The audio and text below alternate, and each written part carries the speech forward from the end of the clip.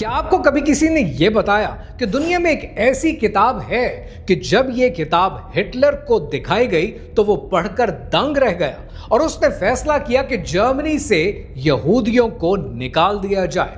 یہی کتاب جب امریکہ کے سب سے بڑے انڈسٹریلسٹ ہنری فورڈ کے پاس پہنچی تو اس نے فیصلہ کیا کہ اس سازش کو پوری دنیا کے سامنے بے نقاب کرنا چاہیے، اور اس نے اپنے اخبار ڈیئربورن انڈیپینڈنٹ میں 91 ہفتے تک اس کتاب کو چھاپا۔ سعودی عربیہ کے شاہ فیصل، لیبیا کے معمر قذافی اور ایجپٹ کے ناصر اور سادات تک نے پبلک فنڈ پر اس کتاب کو چھاپا تاکہ دنیا کو آگاہی مل سکے، ان کی آنکھیں کھل سکیں۔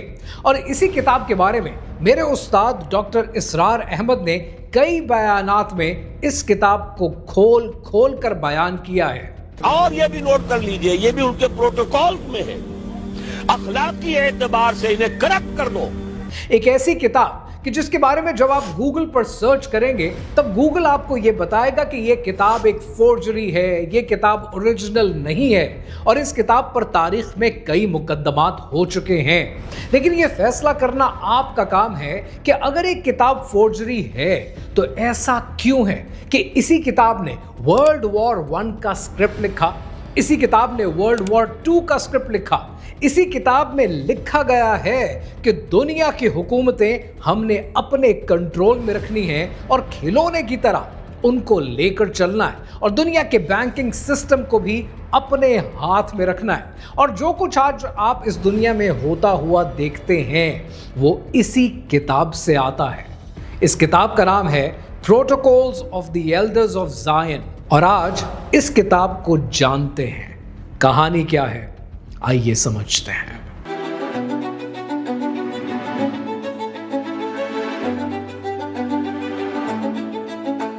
یہ کہانی شروع ہوتی ہے سن 1897 میں سوئٹزرلینڈ کے شہر بیسل میں، کہ جب ایک آسٹریلین جرنلسٹ تھیوڈور ہرسل دنیا کی پہلی زائنسٹ کانگریس بلاتا ہے۔ یہ وہی تھیوڈور ہرسل ہے کہ جس نے سلطنت عثمانیہ کے خلیفہ عبد الحمید سے رابطہ کیا اور کہا کہ ہم سلطنت عثمانیہ کا سارا قرضہ چکانے کو تیار ہیں، بدلے میں ہمیں فلسطین میں تھوڑی سی زمین دے دی جائے۔ جس پر خلیفہ وقت نے کہا کہ میں فلسطین کے اندر تمہیں 1 انچ زمین دینے کا روادار نہیں ہوں۔ یروشلم میری قوم نے خون دے کر حاصل کیا تھا، اور اگر یہ تمہارے ہاتھ لگ بھی گیا تو میری قوم خون دے کر اسے واپس حاصل کر لے گی۔ اس پہلی زائنسٹ کانگریس کا ایک ایجنڈا تھا، اور وہ 1 پوائنٹ ایجنڈا یہ تھا کہ فلسطین کے اندر یہودیوں کے لیے ایک ریاست قائم کرنا۔ یہ دنیا کی پہلی زائنسٹ کانگریس کوئی سیکرٹ نہیں تھی، پریس موجود تھا، کیمراز موجود تھے، اور اس کانگریس کو لے کر پوری دنیا میں الارمز بج رہے تھے۔ لیکن سب سے زیادہ الارمز بج رہے تھے رشیا میں، کیونکہ اس زمانے میں رشیا میں حکومت تھی زار نکولس II کی، اور وہ پہلے ہی زائنسٹ کی حرکتوں سے پریشان تھا۔ زار نکولس II نے اپنی سیکرٹ پولیس اوکرانا کو کام پر لگایا، ان کو بلایا اور ان کو کہا کہ پیرس کے سرکلز میں پھیل جاؤ اور پتہ کرو کہ زائنسٹ آخر چاہتے کیا ہیں۔ اور اوکرانا کے یہ سیکرٹ ایجنٹس پیرس کے سرکلز میں، زائنسٹ کے سرکلز میں پھیل گئے، اور انہوں نے ایک ڈاکیومنٹ حاصل کیا۔ کچھ لوگ یہ بھی کہتے ہیں کہ ایک ڈاکیومنٹ کو کمپائل کیا۔ یہ ڈاکیومنٹ وہ سیکرٹ پلان ہے جو زائنسٹ نے 1897 میں فرسٹ زائنسٹ کانگریس میں بنایا، اور آج 123 سال گزرنے کے بعد آپ جب اس دنیا پر نگاہ ڈالتے ہیں تب آپ دیکھتے ہیں کہ ہر چیز اس پلان کے مطابق بیٹھتی چلی جاتی ہے۔ 1903 میں زار نے یہ ڈاکیومنٹ حاصل کرنے کے بعد اسے پبلک کر دیا، اور اس ڈاکیومنٹ کا نام ہے Protocols of the Elders of Zion. 1920 کی دہائی میں امریکہ کا سب سے بڑا انڈسٹریلسٹ تھا ہنری فورڈ، کہ جس نے فورڈ کمپنی کی بنیاد رکھی، اور جہاں وہ فورڈ کمپنی چلاتا تھا وہیں پر وہ اپنا اخبار ڈیئربورن انڈیپینڈنٹ بھی چلاتا تھا۔ ہنری فورڈ نے اپنے اخبار میں 91 ہفتے تک لگاتار protocols of the Elders of जायन को छापा, इसकी बेसिस पर आर्टिकल लिखवाए, इसकी बेसिस पर किताब द इंटरनेशनल ज्यू छपी जो 16 जबानों में, जिसका तर्जुमा किया गया और उसकी 5 लाख कॉपीज दुनिया भर में बटी। हेनरी फोर्ड से जब 1921 में इसके बारे में पूछा गया तो हेनरी फोर्ड ने एक स्टेटमेंट दी। उसने कहा, the only statement I care to make about the protocol is that they fit in with what is going on.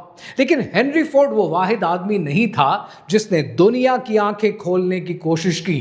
Adolf Hitler ने सन 1919 से लेकर 1939 तक इस किताब के 23 एडिशन छपवाए, इसे स्कूल के कैरिकुलम में डाला, इसे यूथ को पढ़ाया।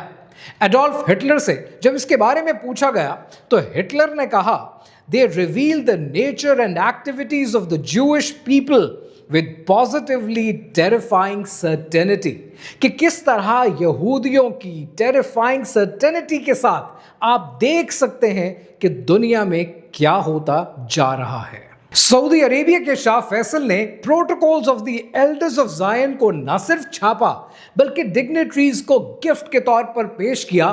खुलेआम इस किताब को अपनी आवाम की आंखें खोलने के लिए इस्तेमाल किया। सन 1988 में जब हमास का चार्टर बना तब आर्टिकल 32 के अंदर protocols of the Elders of जायन का जिक्र किया गया ताकि फलस्तीन की मूवमेंट को जस्टिफाई किया जा सके। लेकिन ये सिर्फ चंद वर्ल्ड लीडर्स नहीं थे। लिबिया के मुअम्मर कज़ाफी और इजिप्ट के नासिर और सादात तक ने 80 की दिहाई में इस किताब को न सिर्फ प्रिंट किया बल्कि अपनी आवाम में डिस्ट्रीब्यूट किया ताकि लोग जान सकें कि उनके खिलाफ क्या साजिश रची जा रही है।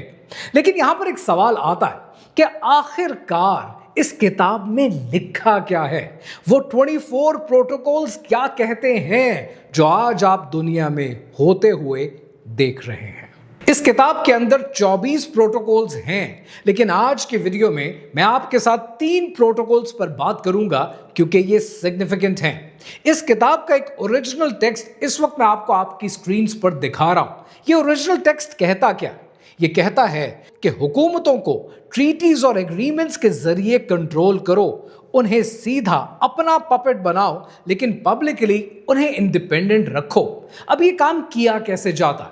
इस काम को करने के लिए थोड़ा सा मतलब को समझना जरूरी है। ये कहते हैं कि हुकूमतों को सीधा कंट्रोल नहीं करना, उन्हें एग्रीमेंट्स के जरिए, ट्रीटीज के जरिए अपना गुलाम बनाना है।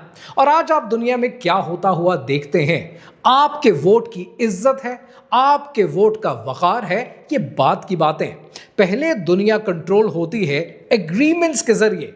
यूनाइटेड नेशंस के अंदर जो कुछ साइन होता है उसके जरिए, आईएमएफ से जब लोन लिया जाता है उसके जरिए, और आपने मुल्कों को कंट्रोल होते हुए देखा है कि जब कोई मुल्क आईएमएफ से कर्जा लेता है तो वो आईएमएफ की शर्तें भी लेता है। टैक्सेस की रिजीम उसी बेसिस पर सेट किए जाते हैं और आपको लगता है कि आप पेट्रोल खरीद रहे हैं, आपको लगता है कि आप बिजली खरीद रहे हैं, लेकिन आप एक्चुअली उनकी गुलामी कर रहे होते हैं क्योंकि हुकूमतों के थ्रू ये पूरा निजाम आप पर मुसल्लत कर दिया जाता है। आज आप दुनिया के कई मुल्कों को उठाकर देख लें, कितने ऐसे एग्रीमेंट्स हैं जो नेटो के ट्रीटीज के जरिए, एफएटीएफ के जरिए किए जाते हैं और मुल्कों को कंट्रोल किया जाता है। और ये सिचुएशन सिर्फ पाकिस्तान के साथ नहीं है, ये सिचुएशन दुनिया के हर उस मुल्क के साथ है जो अपनी सॉवरेनिटी इन एग्रीमेंट्स के थ्रू बेच देता है, चाहे वो ग्रीस हो, इजिप्ट हो, अर्जेंटीना हो या फिर श्रीलंका हो। इस किताब का प्रोटोकॉल नंबर 1 लिटरली उसकी लैंग्वेज पढ़ने से ताल्लुक रखती है क्योंकि पहले प्रोटोकॉल में इनकी पूरी फिलॉसफी खुलकर आपके सामने आ जाती है। इसकी लैंग्वेज जरा मुलाहिजा करें कि कहता क्या है। पहला प्रोटोकॉल कहता है कि it must be noted that men with bad instincts are more in number than good. इस पर एक बहुत बड़ा सवालिया निशान बनता है, लेकिन जरा आगे पढ़ते हैं। आगे ये कहते हैं कि and therefore the best results in governing them are attained by violence and terror and not by academic discussions. यानी इल्म की बात करने से, लॉजिक की बात करने से तब्दीली नहीं आती है।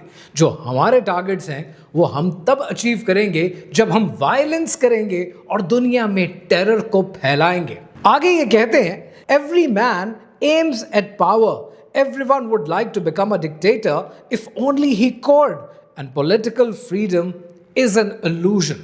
इस लाइन पर लिटरली पढ़ने के बाद 1 मिनट के लिए मैं रुक गया कि political freedom is an illusion. और जब आप केयरफुली सोचने की कोशिश करते हैं तब आपको ये यकीन आ जाता है कि एक्चुअली ऐसा ही तो हो रहा है।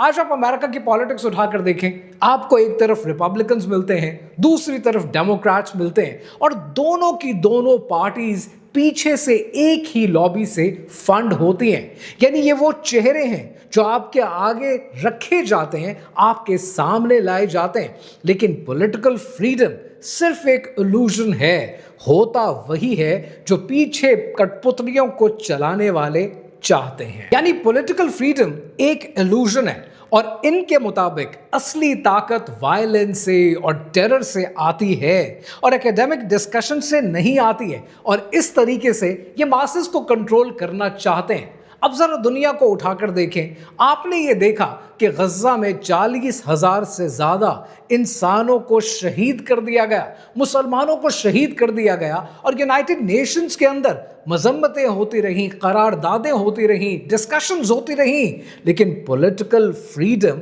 एक इल्यूजन बनकर रह गया। और यही हाल आप देखते हैं कि जब दुनिया के कई मुमालिक अपनी ताकत को जोड़कर यूनाइटेड नेशंस के अंदर कोई भी करारदाद लाने की कोशिश करते हैं, उसे वीटो कर दिया जाता है। यानी ताकत इनकी नजर में पॉलिटिकल डिस्कोर्स से, एकेडमिक डिस्कोर्स से कहीं ज्यादा बड़ी है। इस प्रोटोकॉल को पढ़ते हुए आपने एक बात और समझनी है। आपने अक्सर मीडिया में ये डिस्कशंस होते हुए देखी है कि फलानी कौम को जीने का हक है, फलाना has a right to exist. ये राइट टू एग्जिस्ट होता क्या है? अगर एक जालिम है और एक मजलूम है, तो ऐसे में मजलूम कितना ही कह दे कि मेरा हक है, मेरा जिंदा रहने का हक है, मेरा एग्जिस्ट होने का हक है, मुझे भी ये हुकूक हासिल हैं। ये हुकूक तब तक हैं जब तक जालिम वो हक देने को तैयार है। इसलिए ये जितने हुकूक हैं, इनको हासिल करने के लिए बुनियादी ताकत रखना अब जरूरी है, और नए वर्ल्ड ऑर्डर में आपकी अपनी फोर्स होना जरूरी है। और आपने ईरान, यूनाइटेड स्टेट्स और इजराइल की इस जंग में देखा है कि जिसके पास ताकत है उसके लिए लाजमी है कि वो अपनी ताकत को बरकरार रखे। यहां पर आपने एक और चीज समझनी है। जिस खातून की आप तस्वीर देख रहे हैं, यह है इसराइल की पहली खातून वजीर आजम, जिसने अपने दौर में अरब स्टेट्स को कितना स्नब करके रखा। और इसकी रिटायरमेंट के बाद जब लोगों ने इससे पूछा कि इसराइल ने अपनी फौज क्यों बनाई, इसराइल ने इतनी सारी जंगें क्यों की, इसराइल ने इतनी ताकत को क्यों हासिल करने की कोशिश की, तो गोल्डा मायर ने जो कहा, लिटरली अगर आपको पता चल जाए आपके रोंगटे खड़े हो जाएंगे। गोल्डा मायर ने कहा कि मैं इस्लामी तारीख पढ़ रही थी और मैंने ये देखा कि जब रसूल अल्लाह सल्लल्लाहु अलैहि वसल्लम की रहलत हुई, तब घर में इतने पैसे नहीं थे कि दिए में तेल डाल सकें, लेकिन दीवार पर 9 तलवारें तब भी लटक रही थीं, जिससे मैंने ये सीखा कि ताकत होना बहुत ज़रूरी है अपने दिफा के लिए। फिर आता है Protocols of the Elders of Zion का अगला प्रोटोकॉल, और ये प्रोटोकॉल बात करता है कि दुनिया को जंगों में हमने धकेलना है, लेकिन जंग का मकसद ये नहीं होगा कि किसी की टेरिटरी पर कब्जा कर लिया जाए, उसके इलाके को अपने इलाके में शामिल कर लिया जाए, बल्कि जंग का मकसद ये होगा कि जो 2 मुल्क जंग लड़ रहे हैं उन दोनों कौमों को कर्जे में उलझा दिया जाए। अगर ऐसा होगा तो वॉर्स टेरिटोरियल गेन्स के लिए नहीं होंगी, बल्कि दोनों साइड्स मकरूज हो जाएंगी और उन्हें इंटरनेशनल फाइनेंस के जरिए कंट्रोल किया जाएगा। अब जरा दुनिया की तारीख उठाकर देखें कि दुनिया में माजी में क्या होता रहा है। वर्ल्ड वॉर 1 ब्रिटेन, फ्रांस और जर्मनी तीनों ने रॉथशाइल्ड के बैंकों से कर्जा लिया। वर्ल्ड वॉर 2 में अमेरिका ने ब्रिटेन और यूएसएसआर दोनों को फाइनेंस किया, और इराक वॉर में खुद अमेरिका ने $2 ट्रिलियन का कर्जा लिया और अपनी इकोनॉमी पर एक बहुत बड़ा डेंट डाला। इस सब के अंदर अमीर कौन हुआ? जब आप उनके नाम पढ़ते हैं तो हैलिबर्टन, रेथियन, लॉकहीड मार्टिन, वो तमाम कंपनीज जो या तो तेल बनाने वाली हैं या असलहा बनाने वाली हैं या बैंकों के नाम आपको सुनने को मिलते हैं। वर्ल्ड वॉर 1 के बाद ब्रिटेन ब्रोक हो गया, फ्रांस ब्रोक हो गया, जर्मनी ब्रोक हो गया, लेकिन जिन बैंकों ने हर तरफ कर्जा दे रखा था वो फिर भी अमीर हो गए। मैं अक्सर ये बात करता हूं कि मैं एपॉलिटिकल हूं और किसी पॉलिटिकल पार्टी को बैक नहीं करता, किसी के लिए उस तरह से दिल नहीं धड़कता, और मेरे जहन में जो मॉडल है वो किसी हद तक सिमिलर है डॉक्टर इसरार अहमद के बताए गए तर्ज हुकूमत से। और इस पर अक्सर ये सवाल होता है कि किसी भी हुकूमत में बुराई क्या है। आप जब सिस्टम को अपने सामने देखते हैं तब आप ये देखते हैं कि हर आने वाली हुकूमत का पहला टारगेट होता क्या है, या उसका पहला टारगेट आजकल के दौर में होना क्या चाहिए कि हमने अपने कर्जे को मैनेज कैसे करना है, उस कर्जे पे बढ़ते हुए सूद को अदा कैसे करना है, किन ममालिक के साथ डील करना और मजीद कर्जा लेना है। जिस विशेष सर्कल में आज की हुकूमतें फंसी हुई हैं, ये डिसीजंस इनके कंट्रोल में हैं भी नहीं, ये डिसीजंस कहीं और लिए जाते हैं, ये सिर्फ कठपुतली होते हैं जो सामने होते हैं और इनके हाथ में ज़्यादा कुछ होता नहीं है। लिहाजा इनसे लड़ाई का या इनसे मोहब्बत का ना कोई फ़ायदा है ना कोई नुकसान। अब मैं बात करता हूं इसके आखिरी प्रोटोकॉल की, और ये आपके लिए जानना ज़रूरी है। ये अपने प्रोटोकॉल में कहते हैं कि प्रेस हमारे हाथ में होगी, हम इसे लीड करेंगे, पब्लिक ओपिनियन हमारी मर्जी से बनता है। और आज अगर आप देखें आप हैरान हो जाएंगे, क्योंकि ये बात आपको कोई मीडिया पर बताता नहीं है कि आज हजारों की तादाद में रेडियो स्टेशंस हैं यूनाइटेड स्टेट्स ऑफ अमेरिका में, कितने अखबार हैं, कितने मैगजीन्स हैं, कितने टेलीविजन चैनल्स हैं, कितने स्टूडियोज हैं, कितनी प्रोडक्शन होती है। एंटरटेनमेंट की एक बहुत बड़ी इंडस्ट्री है। लेकिन आहिस्ता आहिस्ता पिछले 50 साल में हर चीज़ डिसेंट्रलाइजेशन से सेंट्रलाइज होती चली गई, और आज अमेरिका के अंदर सिर्फ 6 ऑर्गेनाइजेशंस हैं, 6 कॉरपोरेशंस हैं जो अमेरिका का मोस्ट मीडिया कंट्रोल करती हैं। Comcast, Disney, News Corp, Warner Media, Sony और वायाकॉम, ये 6 ऑर्गेनाइजेशंस हैं, और ये 6 ऑर्गेनाइजेशंस आज 90% मीडिया को कंट्रोल करती हैं। यानी ताकत सिर्फ 6 हाथों में सिमट कर रह गई है। इसलिए आज पब्लिक ओपिनियन जो एक तरफ से दिया जाता है वही दुनिया में फैल जाता है। And so is the case with any country in the world. India में आप देखें तो आपको रूपर्ट मर्डॉक के चैनल्स भी नजर आएंगे, आपको नजर आएगा कि कैसे चंद हाथों के अंदर पूरा पब्लिक ओपिनियन मौजूद है। And so is the case for countries like Pakistan. इसलिए आप देखते हैं कि जेनोसाइड का नाम जब जेनोसाइड लिया जाना चाहिए तब न्यूज़ चैनल्स नहीं बोलते, तब वो आपको किसी और डायरेक्शन में लगाने की कोशिश करते हैं। एंड अनफॉर्चुनेटली कौमें उसी डायरेक्शन में लग भी जाती हैं। Protocols of the Elders of Zion से 3 प्रोटोकॉल्स जिनका ताल्लुक पॉलिटिकल डिस्कोर्स से था वो आपके सामने तफसील से मैंने रख दिए हैं। लेकिन क्या इस किताब में सिर्फ 3 प्रोटोकॉल्स हैं? हरगिज़ नहीं। इस किताब में 24 प्रोटोकॉल्स हैं, और जब आप इन 24 को पढ़ेंगे तब आपको समझ में आएगा कि जो कुछ ना सिर्फ पॉलिटिकल डिस्कोर्स में बल्कि माशरे में, इखलाकी कदरों में जो कुछ हो रहा है, ये सारा लिखा लिखाया स्क्रिप्ट है जिसे इन्फोर्स किया जाता है। जब आप इसे गूगल पे सर्च करते हैं तब आपको एजेंडा भी समझ में आता है, क्योंकि जगह जगह आपको कहा जाएगा कि ये फोर्जरी है और ये ओरिजिनल किताब नहीं है। लेकिन जब आप इसे पढ़ेंगे तब आपको समझ में आएगा कि जार निकोलस II भी गलत नहीं था, शाह फैसल भी गलत नहीं थे, कदाफी भी गलत नहीं था, नासिर और सादात भी गलत नहीं थे कि जिन्होंने इस किताब को खोल खोल कर दुनिया के सामने रखा। लेकिन सवाल ये है, क्या ये फ़र्ज़ यहीं पर ख़त्म हो जाता है कि जैसे ये वीडियो ख़त्म होती है? हरगिज़ नहीं। ये आपका काम है, और यही वो काम है जो आप करते नहीं हैं। कितनी देर लगती है गूगल पर सर्च करने से कि protocols of the Elders of Zion PDF में कहाँ है? कितनी देर लगती है इन 24 प्रोटोकॉल्स को पढ़ने में? और कितनी देर लगती है इस कॉन्वर्सेशन को अपने फ्रेंड्स और फैमिली के सर्कल में कॉमन बनाने में? आज जो कुछ आप जानते हैं, यकीन कर लीजिए अगर आपने अपना फर्ज पूरा नहीं किया तो आपकी आने वाली नस्लें नहीं जानती होंगी। लिहाजा ये आप पर फर्ज है कि इन चीज़ों को, इन बातों को, इन फितनों को अपने ख़ानदान को, अपने आने वाली नस्लों को खोल खोल कर समझाएं। और ये काम सिर्फ एक वीडियो देखने से पूरा नहीं होता। अब आपको पता है कि کہ آپ نے اگلا قدم کیا لینا ہے.